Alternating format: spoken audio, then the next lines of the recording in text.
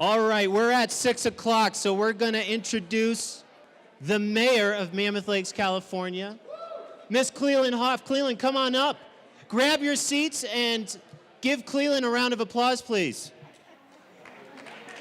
There you go. Okay, wait, let's bring that up. Yay!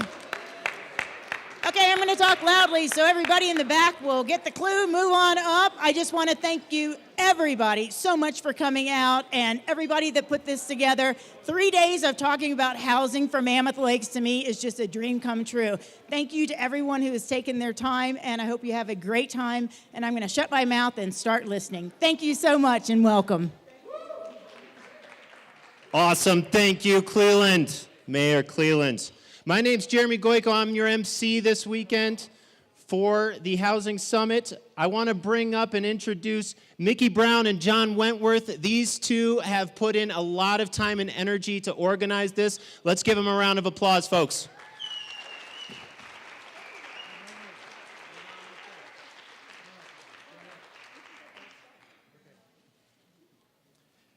Hello. Good evening. The bright lights are blinding me. I can't see anything. I think there's 600 or 700 people out there, Mickey. It's a huge crowd. It's a big deal. The biggest crowd ever. Welcome. Great to have everybody here. Housing is where we all need to get started. It's probably the most important thing we need to do in this community. I want to thank Mickey and Mammoth Voices. We got together a little while and pulled this thing together. Mickey will give you some details on that. We have a very exciting program. This event this weekend has been the result of an enormous number of fortuitous coincidences. And I think it's going to be a very rich and rewarding series of events, and very much worth everybody's time to be here, to be participating, and we're all going to learn a whole heck of a lot. So Mickey, why don't I turn this over to you and you get your 5 cents in here. First of all, if anybody ever needs an event planner, I would highly recommend John Wentworth. He will keep you on task. Where did John go? There you go, right? So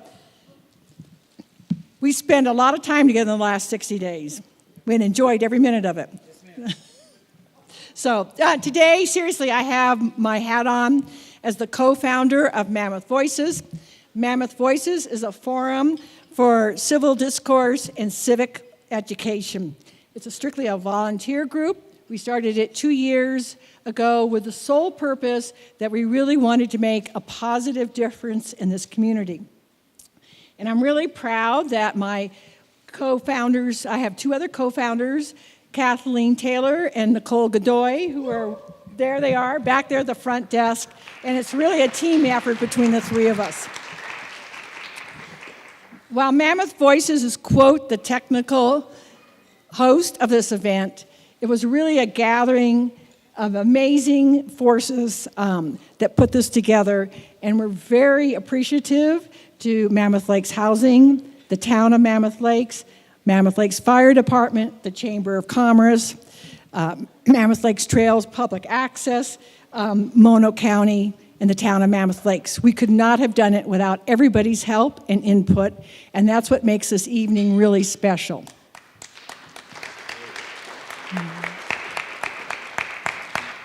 We came together with 4 primary objectives for the weekend, and the first one is housing literacy. We really felt that going forward, we wanted every member of the community to be comfortable talking about housing terms when they were at the podium of Suite Z. So the goal is, after this weekend, there's no stuttering. Everybody will know what their AMI is, and we can all be literate in housing. And you're going to have plenty of time to learn all these terms, as they're going to be all on the big screens. So I really hope you take advantage of that. The second one was what we called short-term wins. And tomorrow we put together a fabulous panel of speakers, both in the morning and the afternoon, that are going to really just focus on in the morning, what we can do for this winter, and in the afternoon is how we can move our housing assessment needs and our community housing action plans forward. This evening and tomorrow evening is the visionary part of our objective. And we felt that really in order for us to have a good understanding of what we could do in the future, we needed to look at other communities. So we have speakers coming in from Boulder, Breckenridge, and then we're also going to bring in one of the Hart-Howard people that's going to really talk about how the parcel can help with our downtown revitalization. And then on Sunday is the financing options. And we're going to take a look at what other communities have done for financing their affordable developments in the state of California. But most of all, we really want to be a weekend where we're all together as a community, having fun and working together, solving our issues. So thank you very much for coming. Mickey, John, thank you so much for all the time and energy that you've put into this weekend and this event. Sure to be great. We are going to start the program off with a presentation by Lori Best. Lori is coming all the way from Breckenridge, Colorado. Lori obtained a degree in city and regional planning from the California Polytechnic University in St. Louis Obispo and began her career in the 1980s as a planner in rural northern Santa Barbara County. After several years, she relocated to Boulder, Colorado, where she worked in current planning as the zoning administrator for Jefferson County. Lori eventually moved to Breckenridge, Colorado, where she has lived and worked over the past 20 years. Lori loves to help other peer communities retain their workforce and their sense of community and can provide great insight, lessons learned, and perspective from decades of work in the trenches. Lori, come on up.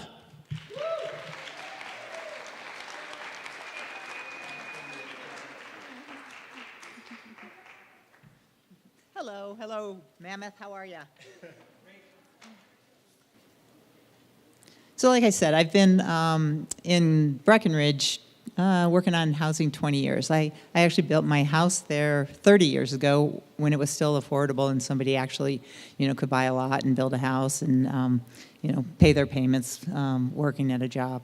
And, it's been amazing. We've learned a lot in the last couple decades working on housing in Breck. And, what we've learned there, I hope some of it sort of is transferable to Mammoth.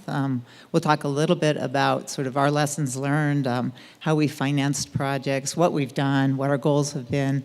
I think some of our keys to success, and get into some of that in these slides. And then as I understand it, I'm going to maybe talk for about, 20 minutes, 30 minutes, somewhere around there. And then we're going to watch a movie about the Holiday neighborhood in Boulder, which is an amazing neighborhood and probably really applicable and with some similarities to what you've got going on here in Mammoth. So I think that'll be fun. And then I think there's a little Q&A at the end. So if you have questions, keep them, and hopefully we'll be able to get into a dialogue and talk about a few things. I wanted to start first, even though, we've made a lot of strides in Breckenridge. We'll talk about some of what we've been doing, but I'm really fortunate, and I start with a little story because I live about maybe a mile from where I work, and I get to kind of walk down to work in the morning, and it's really a nice, peaceful time to kind of transition from home into work and kind of think about things as I'm walking. Most of it is on a soft surface trail, and then I kind of get more into town. And there's a gas station, sort of convenience store at the entrance to town. And I kind of stop there in the morning and get a cup of coffee on my way into the office. And the staff there is amazing. I mean, they work at a convenience store, but every morning they're there and they're friendly and they greet me, and they're just awesome. I walked in there the other morning, and I was getting my coffee, and a person had pulled in, and they were filling up their gas, and they came running in, and they were asking the clerk, well, where can I go for breakfast? And the clerk behind the counter, as amazing an employee as she is, she said, well, I wish I could tell you, I don't know. I live an hour away. And I was like, oh my gosh, that's certainly not the way we want to treat our visitors to town. And it's not the life that we want our employees to have, where they're having to commute an hour to their job at the convenience store. So as much as we have accomplished, we still have so much more to do. And it just is a constant reminder about the importance of housing to sort of retaining a sense of community, a real town, where the people that work there live there and experience the town and know the town, as well as a workforce issue in terms of being able to support your local businesses. So I told John I would show a few slides and talk a little bit about Breckenridge, because we really are a product of sort of place, people, and time. And we're constantly evolving, we're constantly learning. We're a slightly different community than Mammoth, and I don't know if my slides are cut off on your show, hopefully not. But we were a mining town. We were established in 1859 when a bunch of miners decided to stay over the winter. And then a bunch of mining camps sort of sprung up the next spring, and mining was the sort of soul of the community for almost 100 years until they closed down in the 40s. But we do have a really rich mining heritage in Breckenridge. Our year-round population right now, about 5,000. Back when we were in the heyday of mining, I heard that there were times where the population was up into 6,000 in the heyday of mining, not necessarily in the town, but in the hills around the town, in the mining camps. And at that time, people would come in from the mining camps into the downtown Breckenridge, so it served to sort of be the entertainment spot for the miners. And now it's an entertainment spot, but not for miners anymore. So we're about 5,000 people.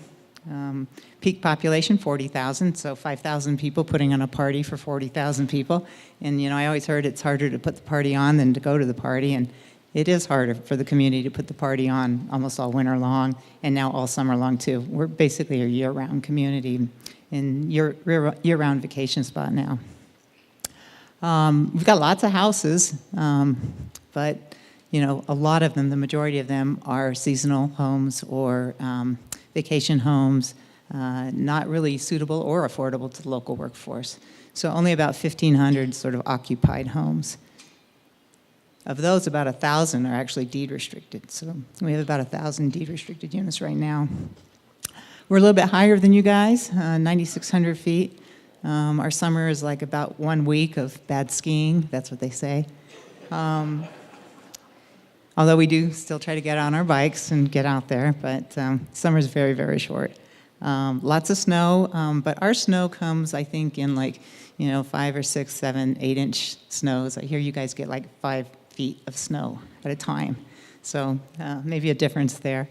We're about 6 square miles, and we've got peaks up to 14,000 feet right around us. So got a community college and a hospital, a lot of amenities for a community, of 5,000 people.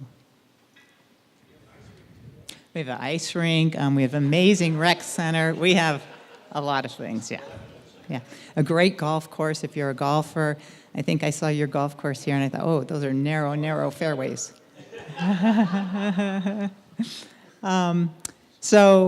Annual visitors, 4 million a year. So like I said, we're putting the party on all the time. Our ski area opened in 1961. And, you open one, and before you know it, there's 5 more. So we now have, 5 major ski areas within 30 minutes. This is, Summit County, heart of the Rockies. Vail is just over the pass, probably 35 minutes. Then we've got Keystone, A Basin, Copper Mountain. We're very close to Denver in terms of a playground for the Denver metro area. And as the Denver metro area grows and changes, that obviously puts huge pressure on us, on our housing market. And we are basically a playground for Denver metro. Plenty of jobs, and the majority of those are in sort of the sectors that are not high-paying jobs. So really difficult for people to be able to stay in the community when we have real estate appreciating and outpacing the growth in wages, which kind of stays fairly flat. It just makes it increasingly difficult for locals to be able to get into the housing market. When I first got there, you could get into the housing market by working 1 or 2 jobs, and now it's basically not achievable. The average price of a single-family home is over $1 million. The average price of a condo is $800,000. So very difficult for a lot of our working folks to be able to afford to buy anything. So challenges. And I'm sure you have your challenges here too as well. Yeah, what's important to us, and I think every community needs to really decide what is important to that community, because we all have slightly different composition. We really are made up of a bunch of the miners' families that stuck around, a bunch of the hippies that came up in the 70s looking for just someplace different to go, and then a bunch of the outdoor recreation folks. So it's a merging of 3 different pots into our Breckenridge pot, and it's quite interesting. But we do value being a very small town where we know our neighbors, and if you don't know the neighbor, you know their car, so you know where they are, and it's just, it's that small. And you can cancel an important meeting if it's a powder day still. So we've got our priorities right, I think. But it is hard work. I mean, I get to work every day. I'm an early person, so I'm in the office by 7-ish, and they are very long days. I basically have been our housing program. When I first started, I was, and they hired me on in 2000, and said I was going to be a long-range planner, and they said I was going to do a little bit of this housing stuff. And now it's all I do is housing. So I've been the housing person for the town of Breck 18 years now. So, and it's been a blast. And I'll talk about some of the things we've done, and it's really fun. I was talking to Grady today about how fun it is. It's really hard work too. And my job really is, I'm staff, and my job is to execute the vision of the community and the values of the community and the directives from our council. Our council sets policy, and I get it done somehow. So I'm the executor, but we also do need to make sure our council has the information they need so that they can make the good decisions that need to be made. And I've been very fortunate. So we love our recreation, our open space, and I think we acknowledge that people don't end up in Breckenridge really by accident unless they broke down, and that they couldn't help that. But people that are drawn to the mountain communities, I think we're kind of kindred spirits. There's something about us that's willing to accept the trade-offs to live in these amazing, special places. So every day I get up and I know how lucky I am to be there, and I think most of us feel that way. So a little bit about the town and the town's budget. In a typical year, I asked our finance director before I came out here, I said, just give me enough to be dangerous. And he said, all right. But, our tax rate is, 8.75%, which compares relatively, it's similar to the other communities in the county where we are. I have a housing tax that was approved by the voters, and that generates for the town of Breckenridge over $3.5 million a year. So that was voter approved, and that's what sort of supports the housing fund that I work with. Dedicated housing staff, that is me. I am very dedicated. But actually, we were lucky. I was able to hire a new planner to come on that's going to be maybe, I think they're thinking I might leave someday, but we hired a new planner to start stepping in to sort of take on some of the housing work, and that's great to have somebody to do the things that we just haven't gotten to, because we have been very busy with projects and policy and administration of our deed restrictions, management of our assets, new development. So it's a full plate. But the town of Breck also supports open space, art, culture. We have a free transit system. So it's, it's a healthy town budget. We generate, I think it's about $23 million annually in sales tax, and our budget is about $23 million annually. That doesn't count the special revenue funds, which we have quite a few. We have a lift ticket tax that supports parking and transit. We have marijuana tax, that some of that goes to our child care program. So On a given year, I asked the finance director, how much do we spend? And, I know how much I spend in the housing fund, and it varies year to year. It might be $6 million one year, it might be $12 million the next year, it might be $2 million the next year. It all depends on what projects are going on. But on a given year, we typically spend about $50 million a year as the town. That doesn't include our capital budget. So the housing program, right, when the ski area opened in 1961, the town realized right away they needed to do something. And so our initial housing program, basically all we did was get a small percentage of deed-restricted units from new development. And it was a sort of a mitigation requirement. It wasn't anywhere near covering sort of the employee generation associated with new development, but it was enough to get us about 100 units all in all, and it was great. And those 100 units are still permanently deed-restricted.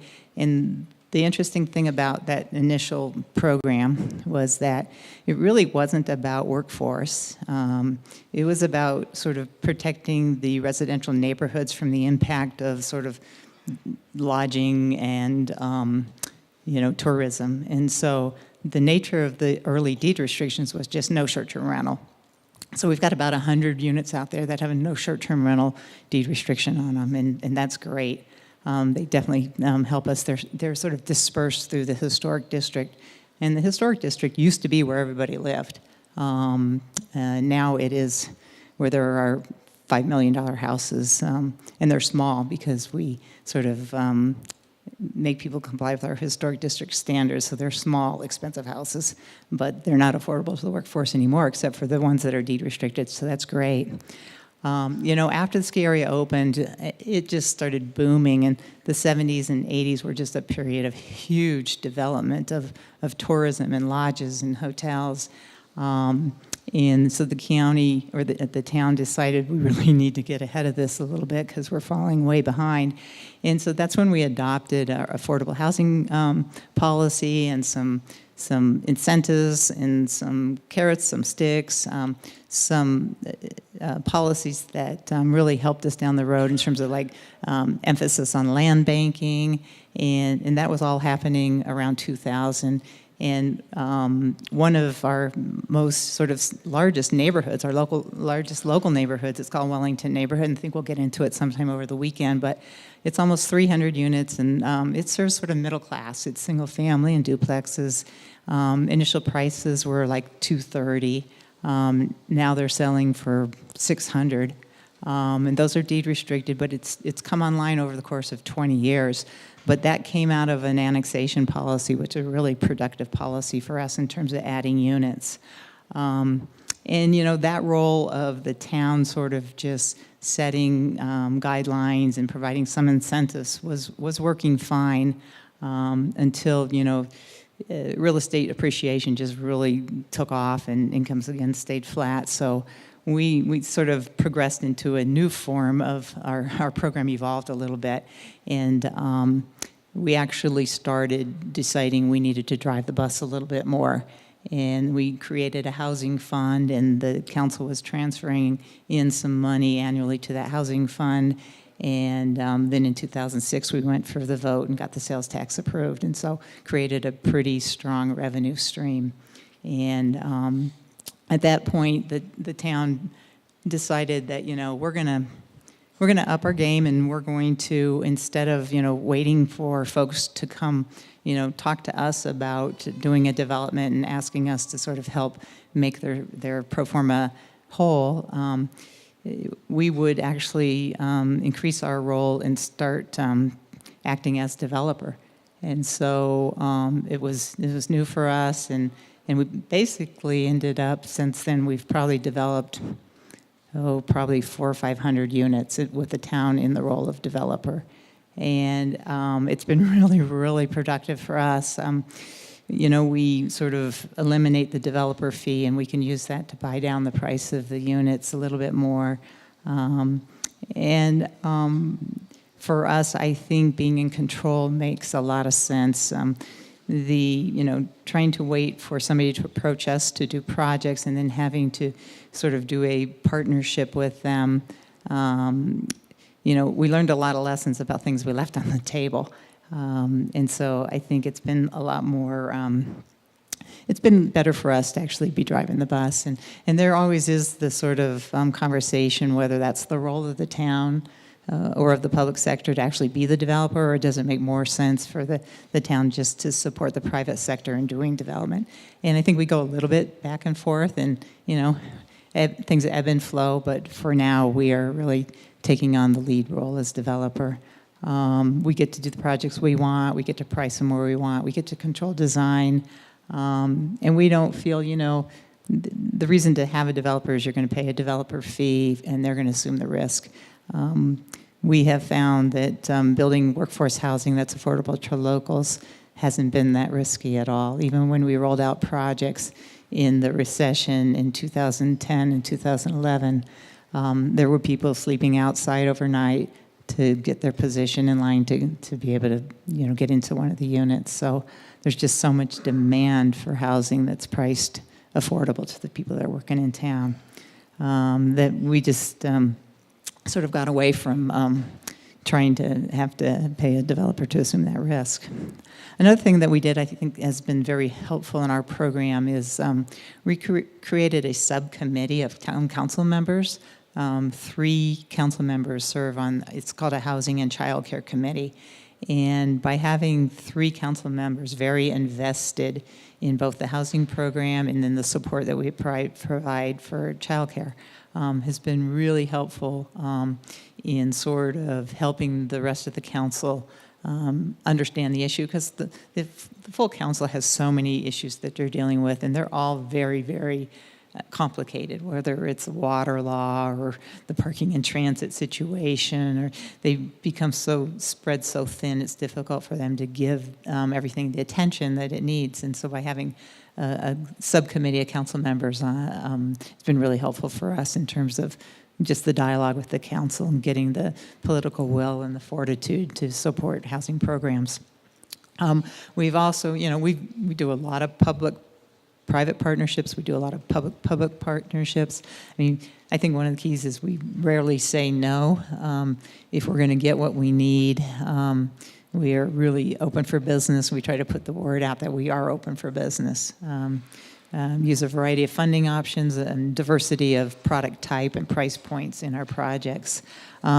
This is a map, and I don't know how well it reads on the screen, but it shows about 1,000 deed-restricted units, and each one of those circles represents a neighborhood, and we are about building neighborhoods and not just building beds. But half of these projects are rental and half are for sale. Our rentals are often challenging to finance, but we have a couple different mechanisms that we've used. On the for sale side of things, we typically find that we can get a lot of our money back from the sale proceeds. So when I left town, we were just closing out the final couple townhomes of a 52 townhome project that we built over the last year and a half or so, and just closed out the last 2 units last week. And the price points for those units, they were 2 and 3 bedroom units, and price points were as low as just right over $200,000 all the way up to $515,000. And we can, at those prices, we can almost recoup all of our costs. Obviously not the land, but by averaging about 100% AMI, we've been able to kind of roll our money, spend our money, get it back, spend our money, get it back, spend our money, get it back. With rental, it's not so easy. You spend your money and you get it back over a long, long, long period of time. But about half of these are rental, half of these are for sale, and lots of lessons on each and every one of them. I think for our perspective, it's really important to understand, really what do you want your community to do and to be. Plenty of communities are happy with their workforce driving in. Our vision, and we did a vision plan, and our vision was that we wanted to be a town where people could really live, work, play, and raise their families. So we do emphasize a variety of incomes. and household sizes and different product, rental for sale, because we do want to have, not just support the labor force, but build community, and kids can come back. And we are seeing multi-generational stuff starting to happen, because some of the people, the hippies of the 70s, had kids, and now their kids are back. And, it's pretty cool to see that happening. We learn a lesson basically with every single project we do, and the details of your deed restriction are so important. And sometimes we're big vision people, and it's really important to watch the details, because the devil's in the details. And a lot of those earlier projects, we definitely would have been more strict on our formulas and our deed restrictions and things like that, to avoid the price creep and keep the units affordable over time. Because if you're going to have public investment in housing, you want it to be in perpetuity and to continue to serve your community for a long time. Quality, our projects, we hold ourselves to the same standards that we would hold a private sector developer to. So it needs to look great. We're not necessarily intimidated by density if it's appropriate for the site. So it's important to kind of look and get out and see some projects and see what kind of densities you can achieve, and have it really still be a really livable neighborhood that fits in with the neighbors. And we've had very little NIMBYism. The community is very supportive, because I think a lot of the business community is just challenged with recruiting and retaining employees. So they're hoping that the town can help them in some way. And a lot of the smaller businesses just don't have the capacity to do much around housing. Some of the bigger businesses obviously do, and they do a lot around housing. But it's about building nice projects that you can be proud of, and know that you did the right thing for the neighborhood and for the employees that are going to live there. Monitoring and enforcement, just because you build it, that's just the start of, they're your babies forever in terms of enforcing and monitoring those deed restrictions. We're dealing now, I think a lot of other communities are also dealing with retirement policies. If you're going to build for sale housing and people own it, what happens when they stop working, and how do you deal with that? And there's a lot of, different thoughts around, do you let people retire in their units, or do you ask them to leave if they're no longer in the workforce? I know Aspen is struggling with that right now. Mixed income, like I said, really important. For us, it's been critical to use local architects and local subs, because people think they know how to design and build for mountain conditions, and there are just so many challenges, whether it's snow removal or storage of toys or whatever is unique to your community, that for us it's been really, really important to use local architects, local subs that know kind of what your community's like and what you need. I think that might be all I was going to cover just at this time. I think we might be moving into the movie, and then we're going to have a Q&A. And so this was Breckenridge when I left, so if you're wondering where all the snow is, it's there. And so I'm going to be going back to it. Oh, I'm not ready. I'd like to stay longer, can't I, please? But anyway, I think that's it. And for the movie, I think, yeah. Oh, okay. Thank you.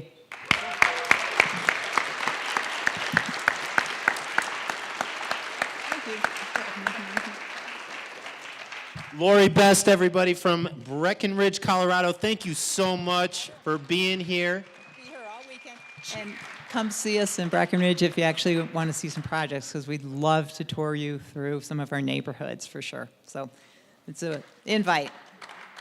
Absolutely. If you haven't had the opportunity to visit Breckenridge, Colorado, it is a fantastic ski town. Beautiful downtown Main Street.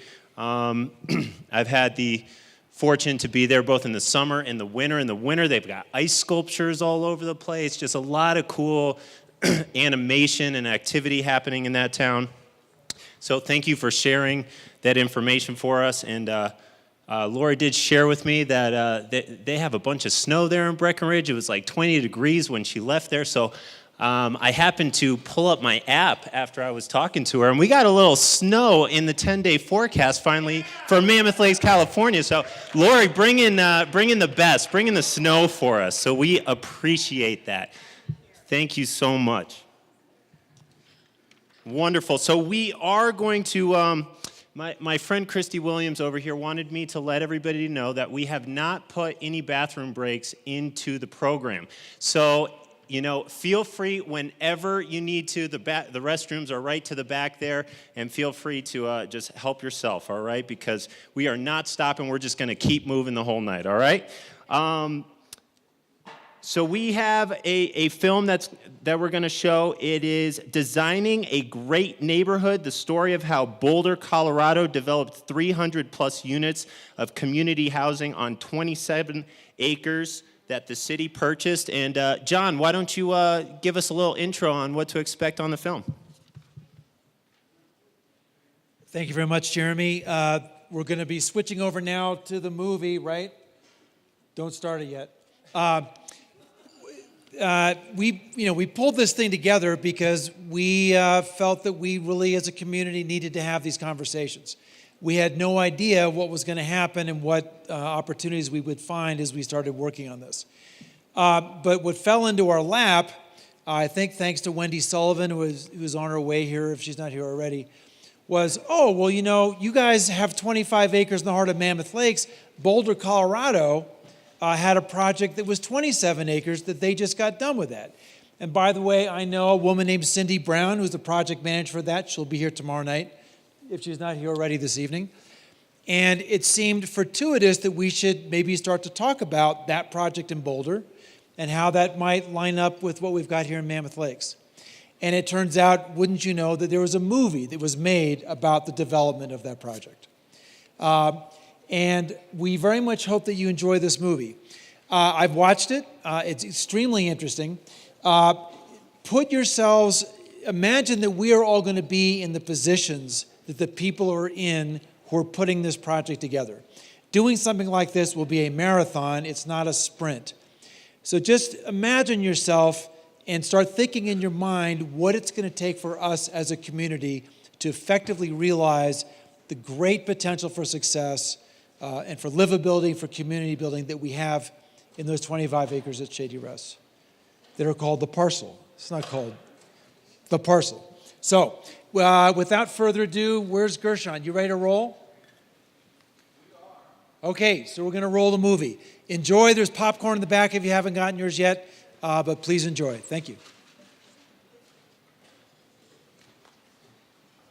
People passing by the site of the old Holiday Drive-In Theater in Boulder, Colorado, it might seem like a new neighborhood has sprung out of the ground. We're going to transition into our Q&A with Lori Best. Lori did spend time in Boulder. My understanding is she is somewhat familiar with this project, but was not herself involved in it. Cindy Brown, the lady who was in it, she will be here tomorrow. So we're going to do a little bit more of a Q&A tomorrow about this particular movie. We're going to kind of backtrack to the presentation on Breckenridge with Lori. But that was fantastic. Hopefully it gave you some ideas of the possibilities that we have with this parcel that we're going to be building out. Why don't we have dual flush toilets in the United States? Why you go to Europe, you go to Australia, it's a great idea. No, we just want to waste all of our water here in America. Why? Why is that, huh? Sandra, can we figure this out, please? $7 energy bills, lovely. I'll take that. That sounds really good. But save those ideas, save those thoughts. We're going to have, when Cindy Brown comes tomorrow, we're going to have more discussion on that film. But I hope that that got the ideas flowing through you a little bit for the possibilities that we have with this parcel and, for our community with this building project. So to get the question and answer going with Lori Best, Director of Public Works, Grady Dutton, is going to moderate and lead the questions with the first couple questions. Sandra and Patty are going to be kind of assistant moderators, if you will, and helping out as well. So why don't we bring Lori and Grady up to the front, and we can probably get a little bit more lighting at this point. You know, cue the lights, guys. Would be lovely. And Grady's concerned about the glare off. Should we get you a hat? Thanks, everybody. As Jeremy said, we're really going to talk about Breckenridge now. You went from Breckenridge to Boulder, and now we're back to Breck. But what I'd encourage you to do,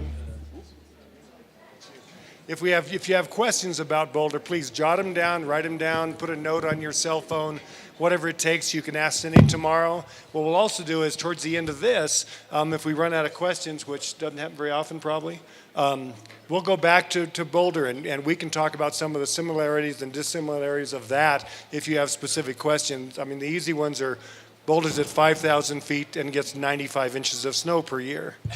So there are some design issues that will definitely be different, so keep that in mind.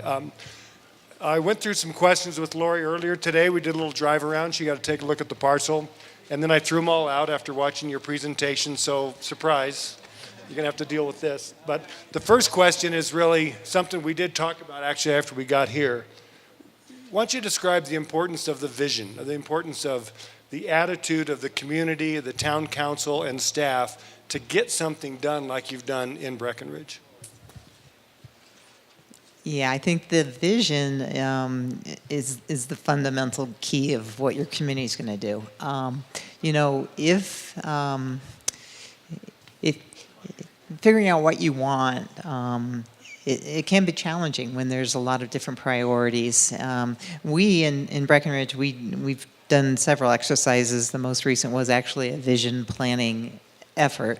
And it was driven by the community, it wasn't driven by staff, and our goal was really to figure out what is important to the residents and the business owners and the people that call Breckenridge home.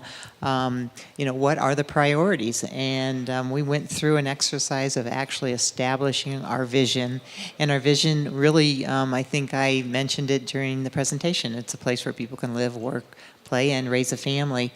It's also to have a viable economy, so we need labor force. But if you don't know what you want to be, you're never going to get there. So for us, it was probably the first step in understanding and coming together to move in the same direction. Thanks. And I'm going to ask one or two more questions, and then hopefully we got a couple of mics running around the audience. This is supposed to be community engagement. We want the questions to come from you all out in the audience, what you've seen, any questions you have for Lori, not just me and us going back and forth. So I'm going to ask just a couple more, and then we'll look for hands, and please jump in with whatever you have. As you said, we also have MLH and TOML, Town of Mammoth Lakes Community Development here tonight too. So if you have questions that Lori can't answer that relate more to the town or MLH, please ask those. Along with the vision, though, again, it took years to get things going. But how about the attitude, and what did it take for not just staff, but town council? Again, it takes years to get this kind of thing going. And what did that mean, that stick-to-itiveness that you mentioned earlier today? Yeah, it's interesting because, I mean, you're definitely going to face hurdles. There's going to be things that come up. I think adaptability, flexibility have been key. There's been, you know, once you know what you want to be, then it's just figuring out how to execute that vision, but certainly there's going to be things that come up that were unanticipated. I'll just give you an example. We were working recently on some land that the town owns, and we were doing a project and had really counted on being able to get LIHTC financing for it. And this was for an apartment complex that we were wanting to build. We have a tremendous need for very low-priced apartments. As I mentioned before, we work to strive to have a diversity of price points, diversity of product, for sale and rental.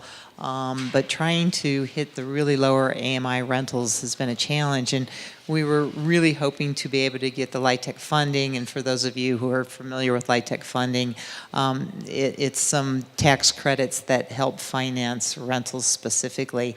And we were not approved for the project. And our council has been so good to work with. I mean, they are not micromanaging this. They are flexible, adaptable.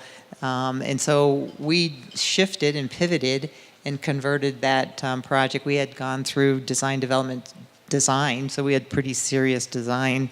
And we ended up converting that to 52 townhomes. So the ability to kind of pivot, change direction, and be adaptable and flexible has been really key. So and those are the townhomes that we were just closing, the last 2 of them as I was leaving town, and 52 of them. And really what we had to do to make that change was change some of the skin on the buildings, obviously change some of the interiors, but the floor plans work, so the fundamental plan could stay the same. But being able to kind of shift and pivot is really important. But you got to know what you want. And in Breck, we want to house our workforce, and our workforce is so diverse that we want to keep momentum, keep moving forward with projects.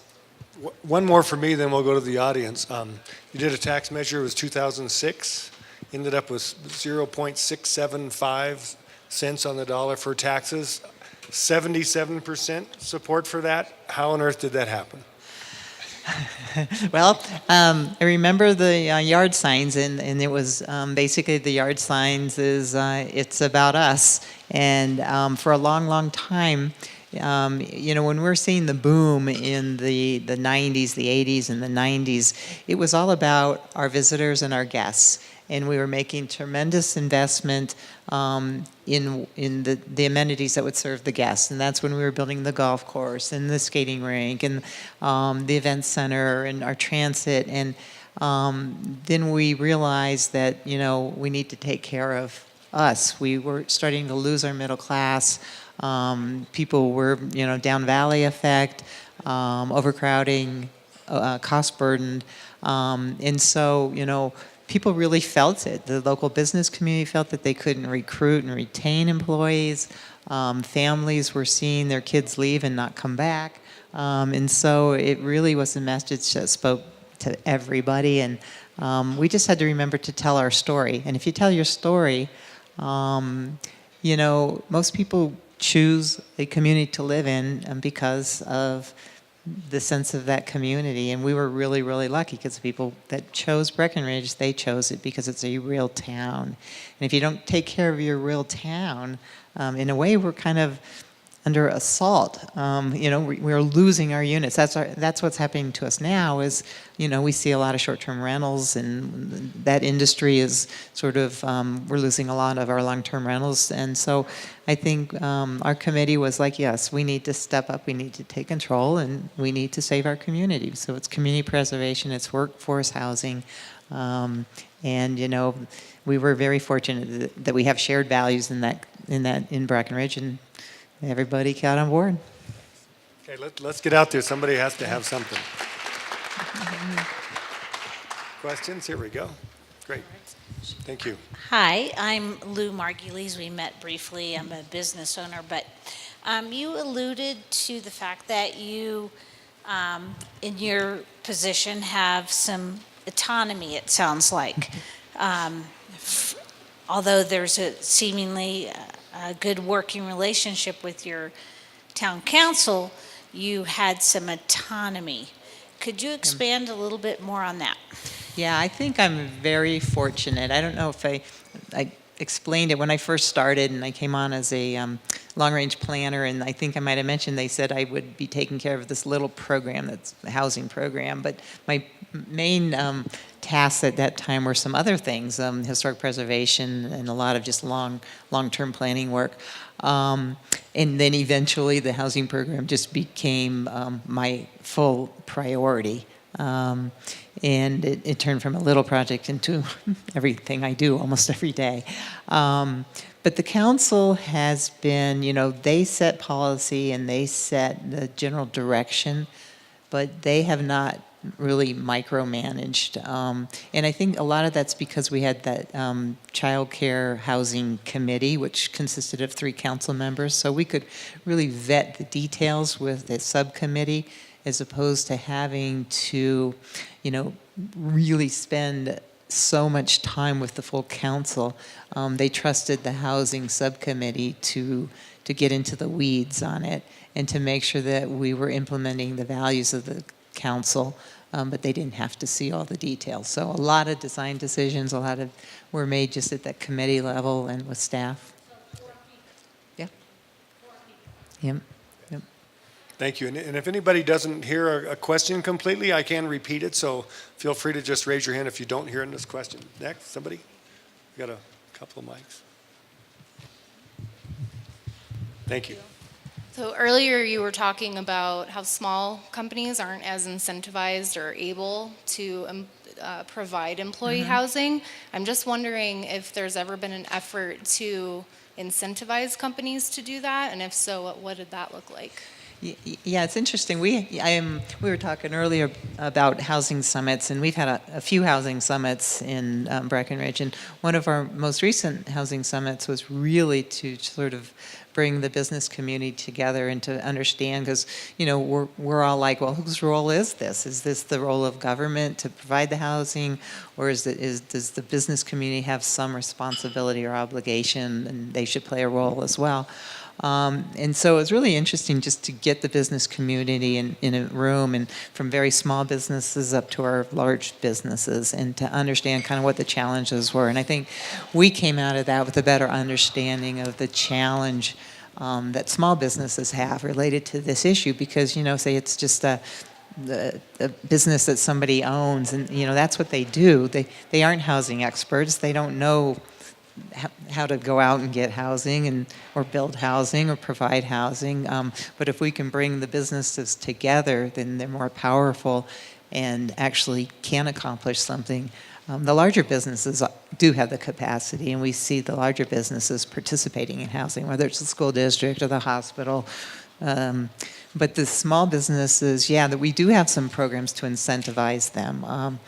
We've made it clear that, if and particularly, we learned from one of the smaller towns next to us at Silverthorne, Colorado. They have a program where they will provide a small business with a little bit of money towards converting a unit to a deed-restricted unit to house their workforce. So they're willing to try to help that small business cover the costs of, acquiring a unit. Just a quick add-on on that is tomorrow you'll hear from some small businesses here that are doing just that, who are buying units for their employees basically to try to do that. One add-on when you talked about the large businesses, Vail Resorts has supposedly set aside $30 million for workforce housing throughout their system. We don't think they've spent any of it yet, but it's a good start for them to at least talk about that, because there are several resorts in the neighborhood. I think you said there were 5 within 60 miles. Right. And I'm not going to put any pressure on you, but which ski pass do you have? All right, okay. Unfortunately, I have to have a couple passes. I have the Icon Pass Give it up. because Thank you. I want to ski Copper and I want to ski Steamboat, and but then I also have the Vail Pass so that I can, my office is, I can walk out my office and with my skis on my back and walk over to the lift, and a lot of us do that at lunch. So we get out a lot, and it's important to have a pass, and they don't give them to us. Understood. Yes, next. I was just wondering, because I've been hearing that programs like Airbnb have really been impacting the employee housing that we have in our community, and I'm wondering if your community is dealing with that, and whatever you could share with us that'd be useful. Oh, I wish we were doing more, and I think we got on that. We got on this a little late. I know that I talked to Grady today, and he said there's areas in your town where you don't allow short-term rental, and I wish we had something like that. Unfortunately, Airbnb and VRBO are really impacting the housing situation from sort of 2 sides of things. A lot of the units that may have been rented long-term have now been put into the short-term rental pool, and we are amazed at the units that are being VRBO'd. They're units that we thought would never be short-termed. And it's crazy. There is a market for all price points when you're talking VRBO or Airbnb. So we've lost a lot of the long-term rental inventory. And then also, that industry creates jobs, so it's hitting us from both sides. A short-term rental creates a lot more jobs than just the long-term rental where it's occupied by a tenant. So we're getting hit on the supply side and then also on creating jobs side. So yeah, I wish we were doing a better job of that. And so we're not doing much at all, unfortunately, other than sort of managing and licensing and requiring them to, have a license similar to a hotel room kind of thing. Just on that same topic, you did mention earlier, though, that you have some restrictions to not allow short-term rentals.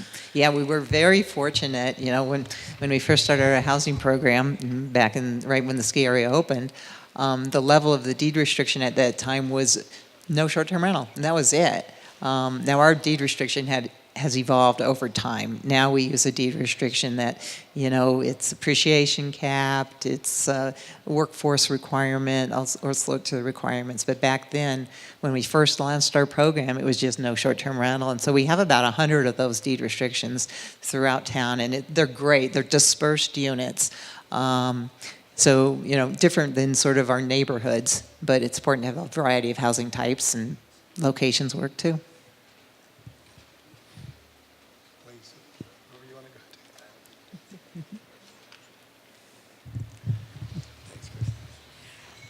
Hey, how you doing? Great. How are you? I'm pretty good. So my question with the deed restrictions that you have in town, how do you work people being able to get them? Is it a lottery when they become available? How do you manage when somebody comes into them? It's interesting. For a new neighborhood, such as the one we just launched, the 52 townhomes, we did have a lottery for those 52 townhomes. And we did have a weighted lottery where if you had been in town longer, you had priority in the lottery. When we first started out, we didn't have lotteries, and we just had people lined up outside the door waiting to get first position.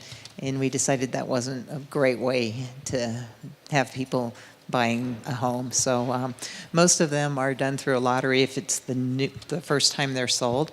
After that, it's really, they can sell them through our housing authority. Our housing authority helps us with resales of deed restricted units, or they're not required to actually use the housing authority. So they can sell it to whoever on the open market. We don't have any priority system or lottery.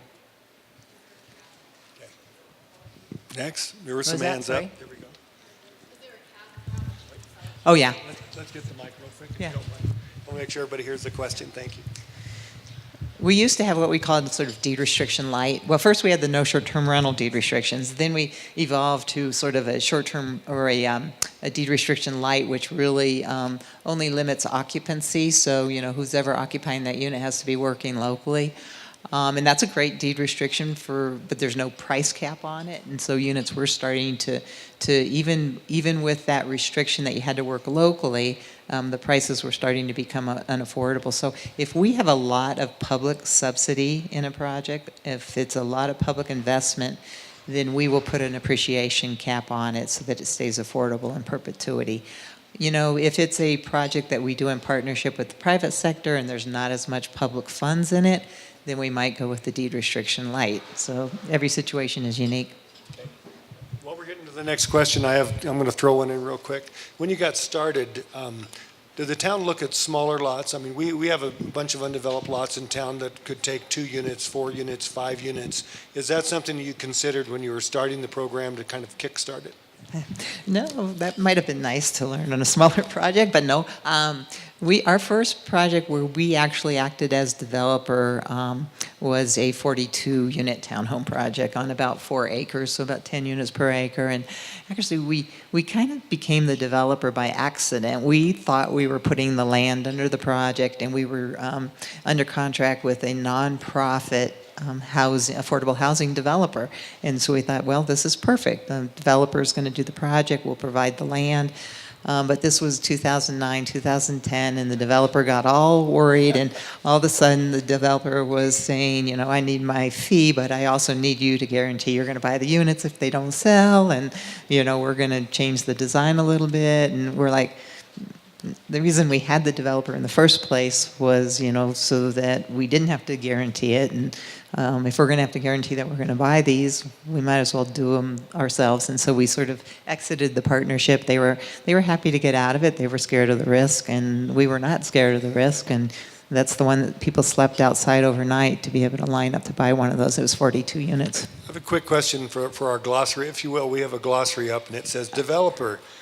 He's the guy who comes in, develops the land underneath the project, might build the streets, the roads, the sewer and water, and then that's it. And then somebody else may build the buildings themselves, manage the projects. How does that differ from what you're saying, the town as developer? Yeah, well, the town as developer, I mean, we'll do the infrastructure and we do the vertical, and we sell the units or we own them if they're rentals. So when I talk about developer, I'm talking not just the civil and the infrastructure, I'm talking the vertical construction as well. So yeah, the whole kit and caboodle.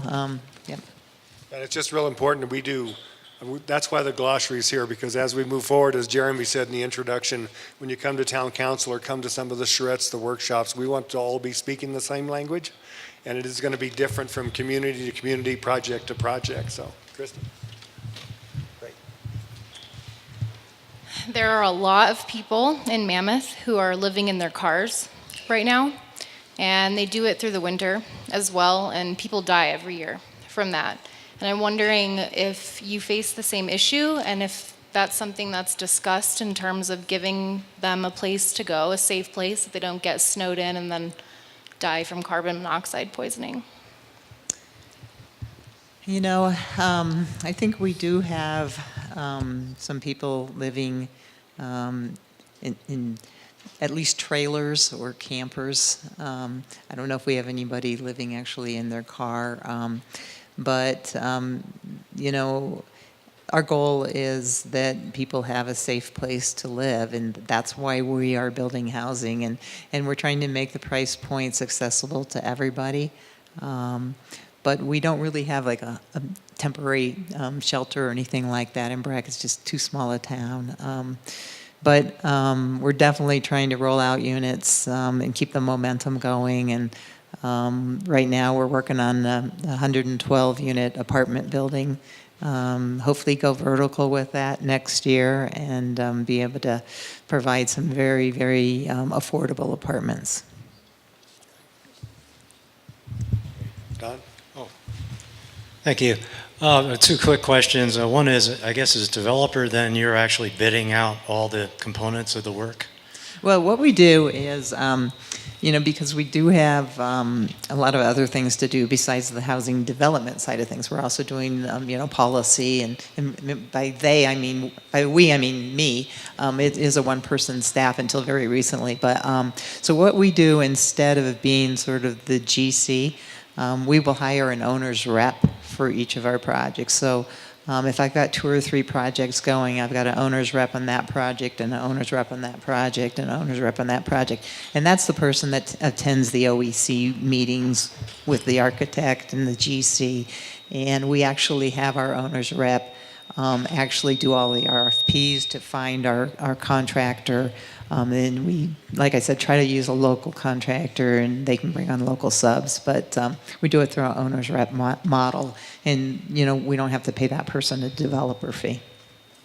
And My other quick question is, could you give us some examples of how you incorporated renewable energy and conservation in any of your projects in Breckenridge? And also, if there is a cost differential, is there a period of time you use to calculate out the return on investment of that extra cost?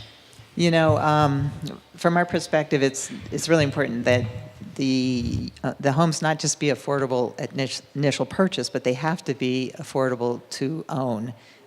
So we're very conscious of sort of how to lower our bills, how to have materials that are low maintenance and will last a long time. because the cost of ownership or the cost of living in that unit is as important as the entry.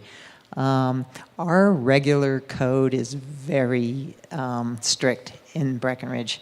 And so, we usually use a HERS rating and try to achieve a very low HERS rating on all of our projects. We don't necessarily, try to go for any certifications or anything like that costs money. But we make the buildings very tight. That's kind of our starting point.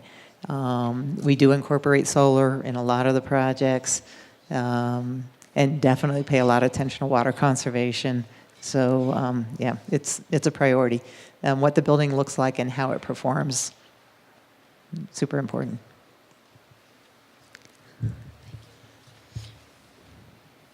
Hi, I was wondering, as the town, how do you determine the affordability mix in your neighborhoods, and do you include any market rate units in your neighborhoods that you develop?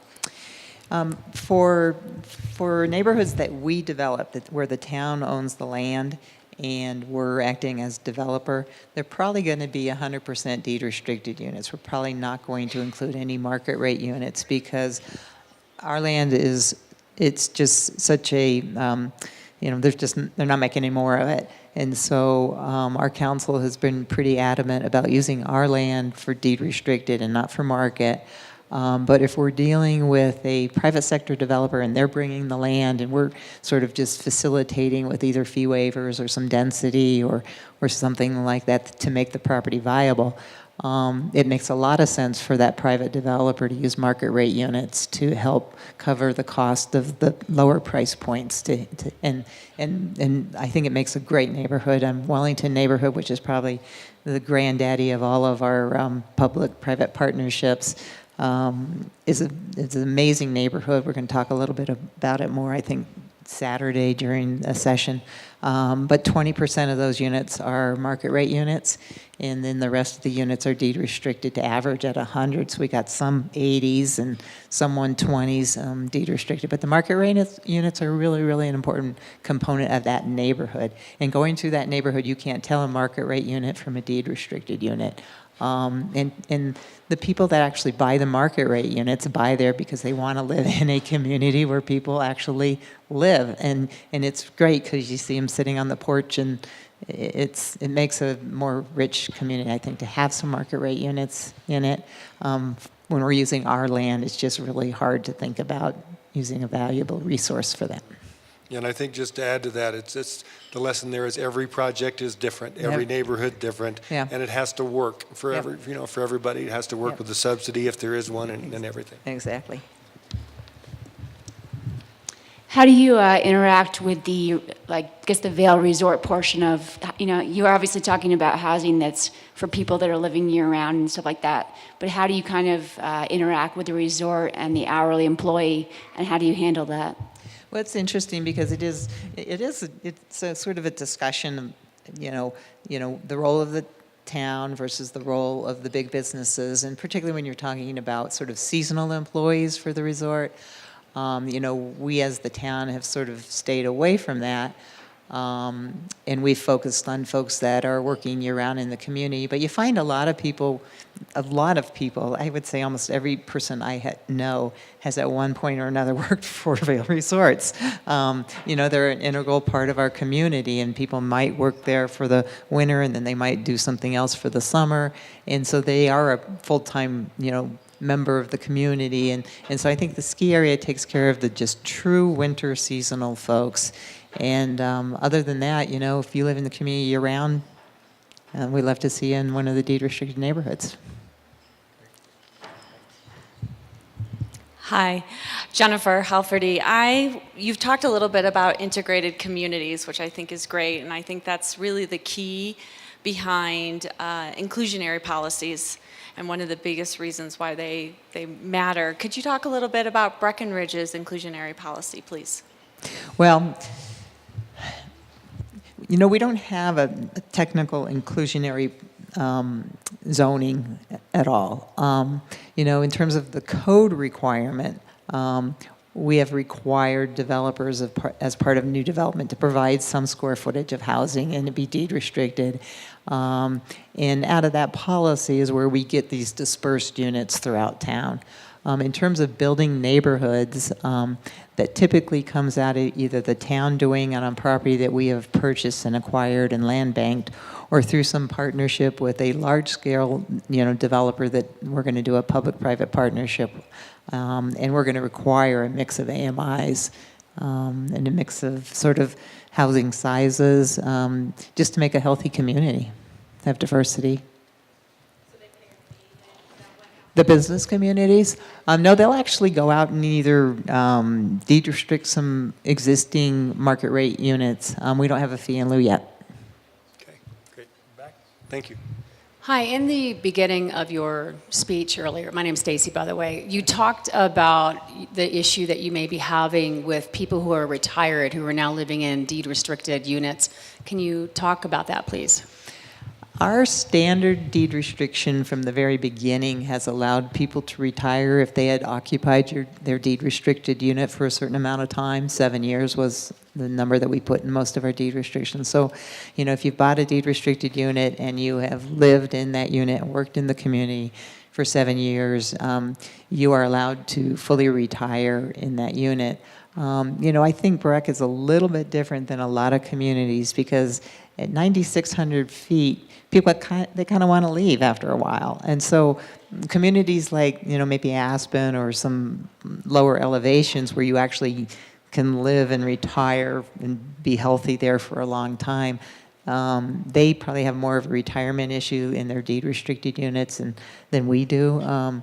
We see people, I can think of Wellington neighborhood, which is almost 300 units, and there's 2 retirees in there.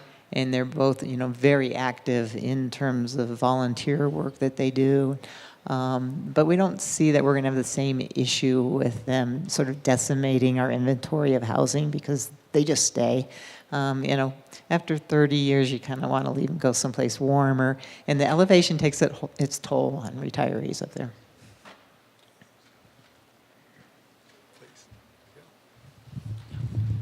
With workforce housing comes kids. Have you integrated any daycare within any of the projects, and how does the community as a whole handle its daycare needs? Yes. Basically, Wellington neighborhood, we have a site designated there for a child care center.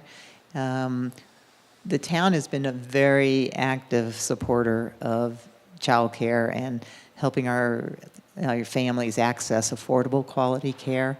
We basically have 4 nonprofit child care centers in Breckenridge, and we have a full sort of tuition assistance program to help local families access child care.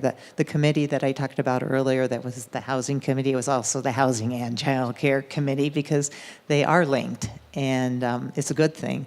And what we had done historically, the town had supported child care, but sort of on a hit or miss basis. When the child care center had an issue with a capital, they'd come to the town and say, just help me. It was always these emergency sort of responses. And in 2006, the town got together and figured out we need a long-term strategy to deal with the cost of child care and access to child care and affordability of child care. So we basically worked this through and vetted it with the committee and vetted it with the local child care centers. And we told them that, one of the issues is they were trying to restrict their rates so that locals could afford to put their kids in child care.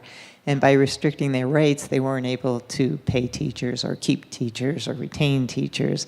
And we sort of told the centers that, you need to pass the true cost of care on to the users.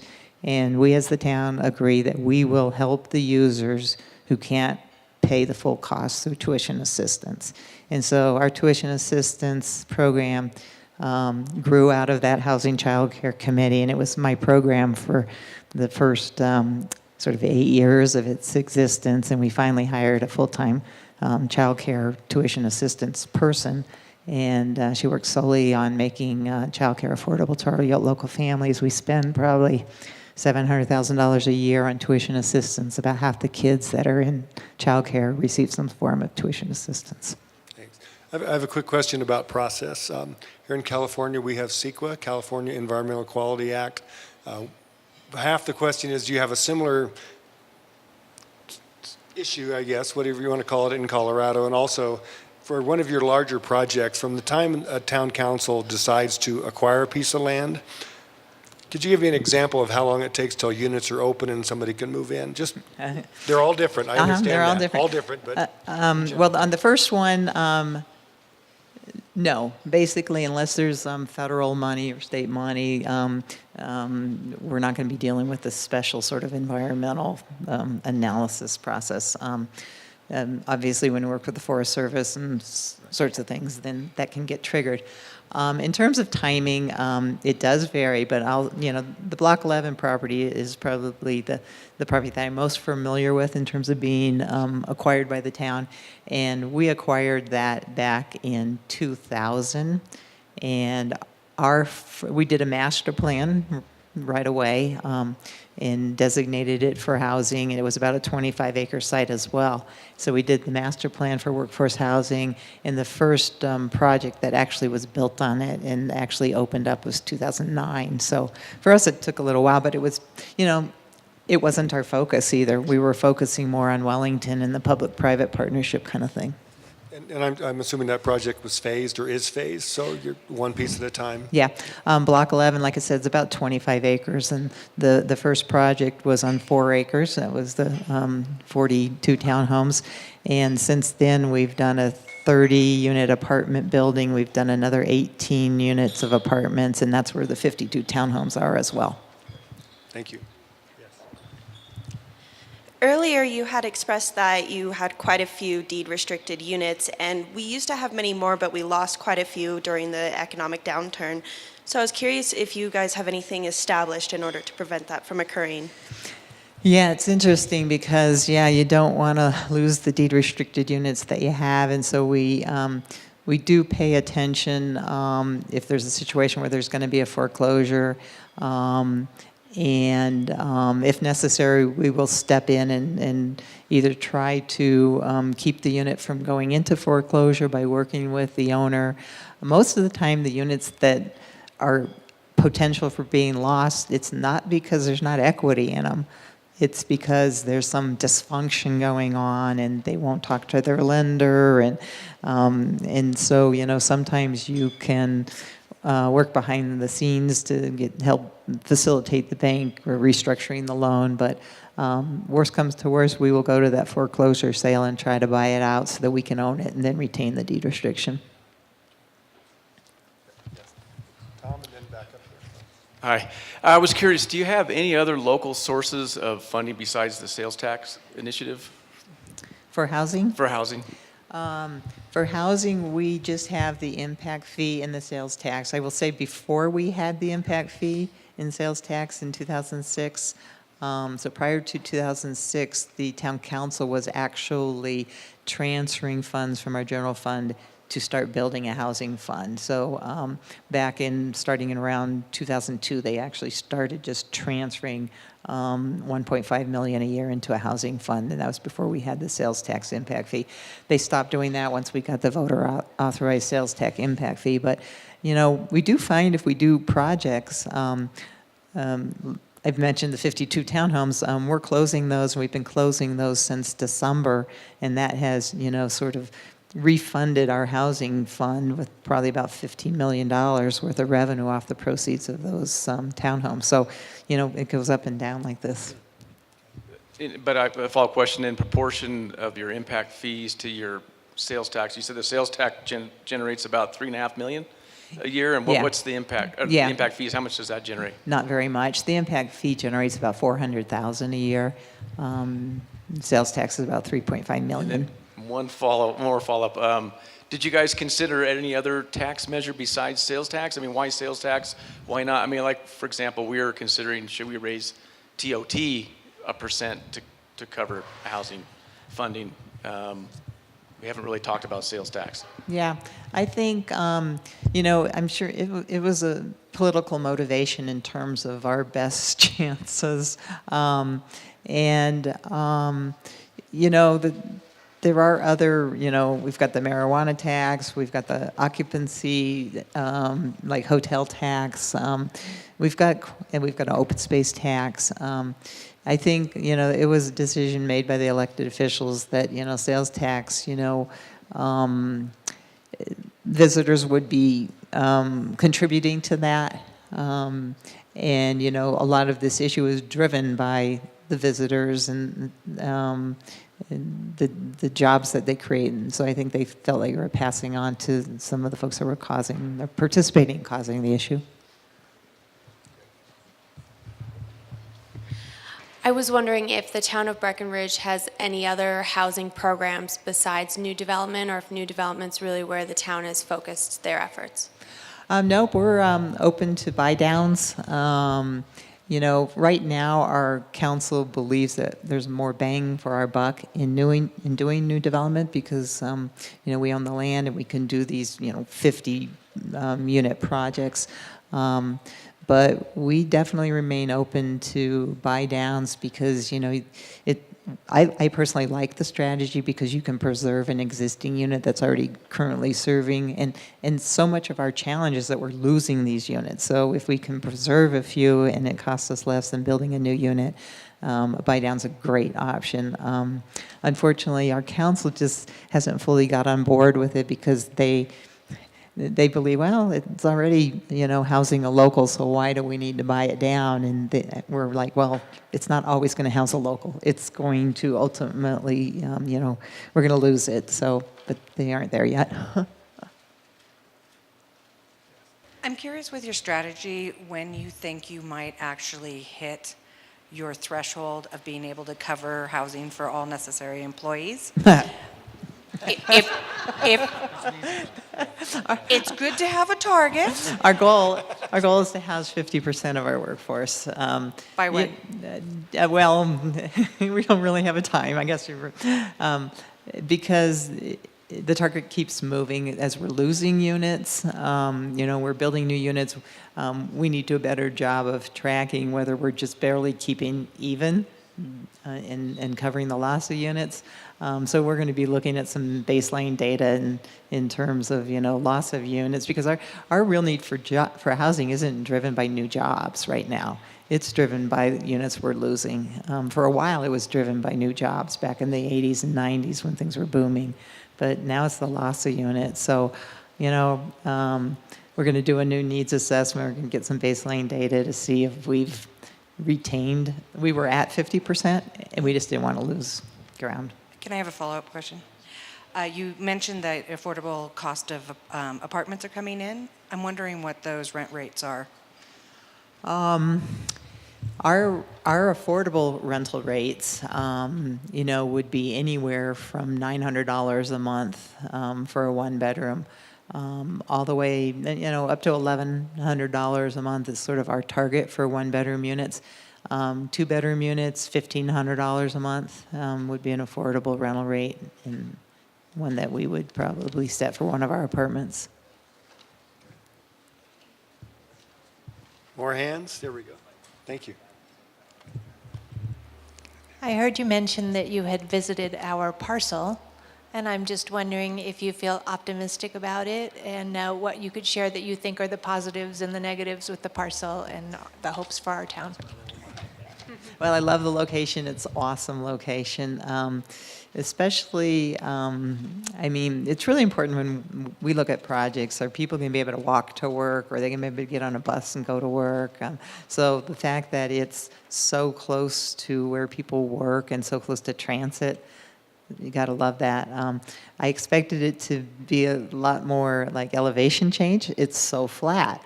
I was like, wow, that's nice. It looks like a project site in Breck because ours are flat. We are on the bottom valley floor, so we're used to flat sites. But I thought it was a great location, and I thought the fact that it was such a large parcel that is flat, it was just great. I love I like the commercial on one side of it, or two sides of it. Beautiful location. Very optimistic.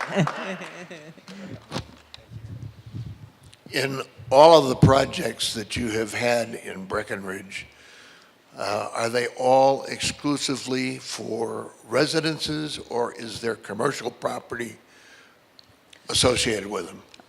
If it's a development that we do on town land, to date, we have not included a commercial component.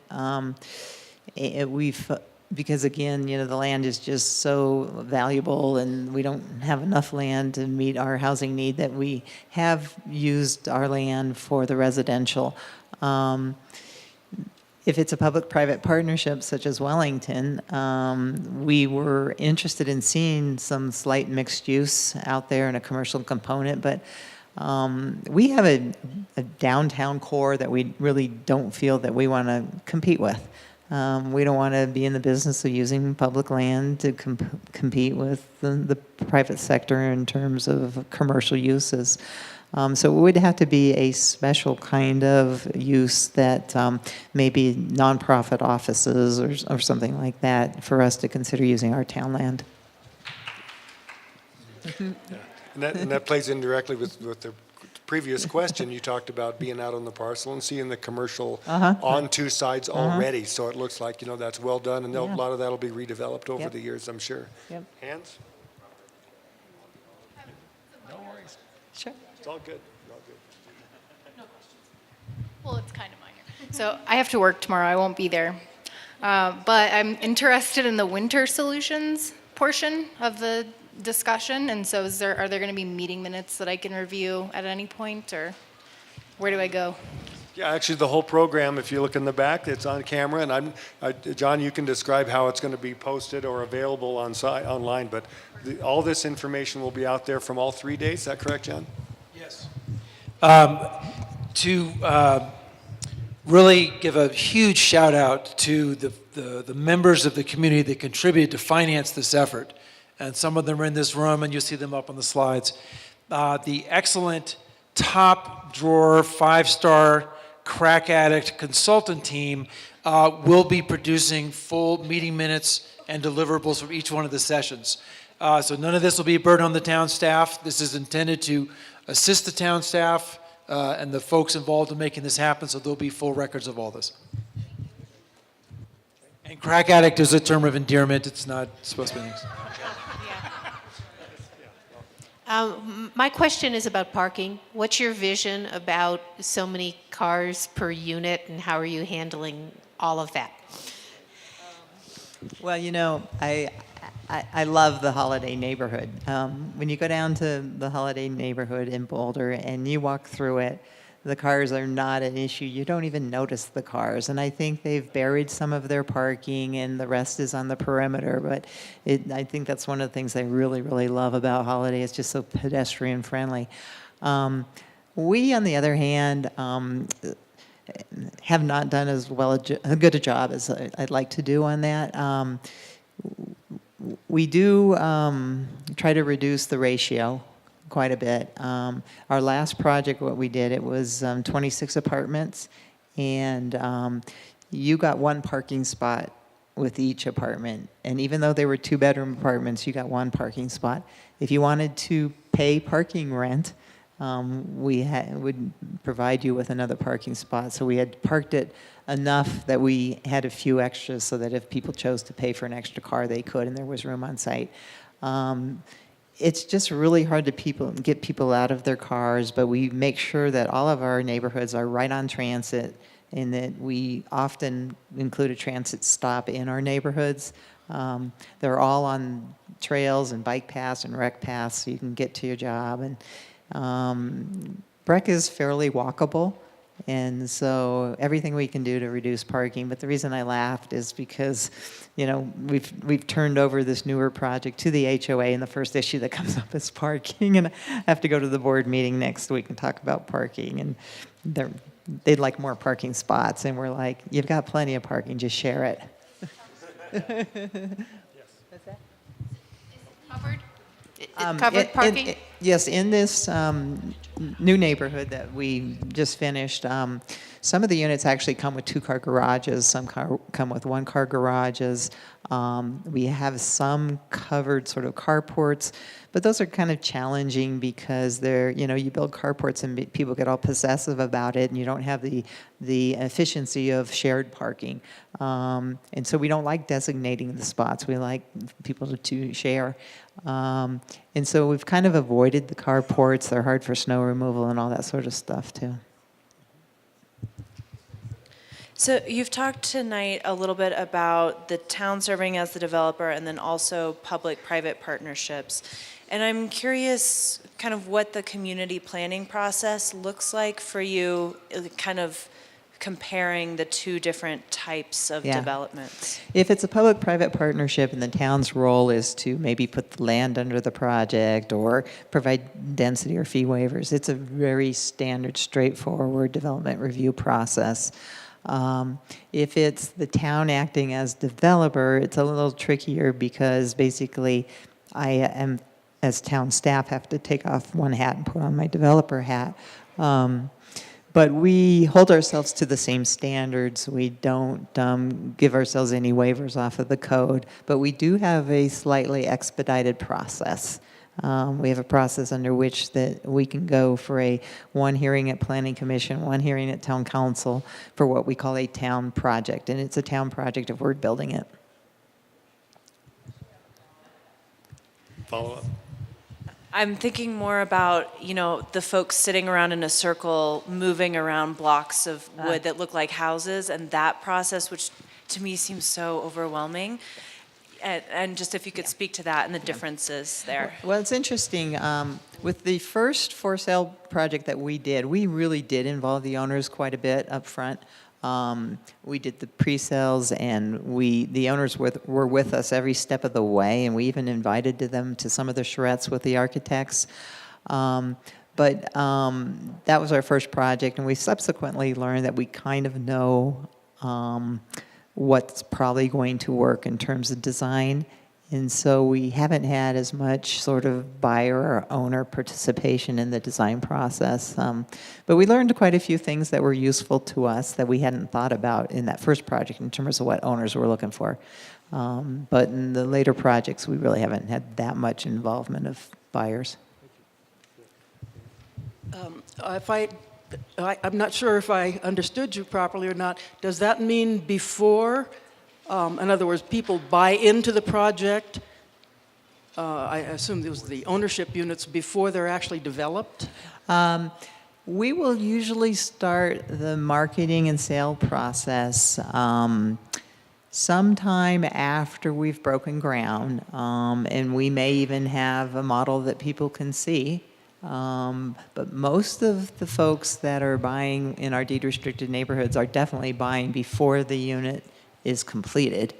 And sometimes not the closing or the sale, the reservation of that unit is, the unit's going to be 2 or 3 months before it's delivered. But yeah, they don't always see them before they're purchased. Okay, just to follow up on that, I believe I heard you say with the 25-unit parcel that was similar to ours, that actually you did that in phases, but you did your master planning first? Yeah.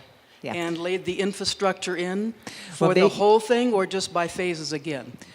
We did the master plan first, and so we knew sort of where the general location of the development tracks were.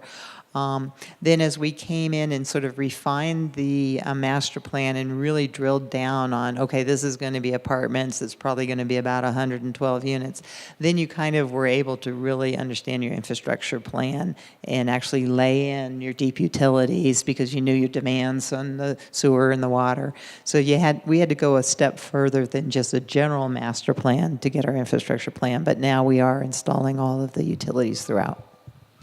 We're not quite out of time, but I wanted to make sure I got my last question in, and I did warn Lori I was going to ask this, but I read an article that just a few months ago in one of the town-owned projects, I don't remember how many units, that you were considering DNA testing of the dogs because people weren't picking up everything behind their pets. I warned you I was going to ask. I didn't believe you really would. No, that is 100% true. And it's funny how the things that the newspaper loves to write about.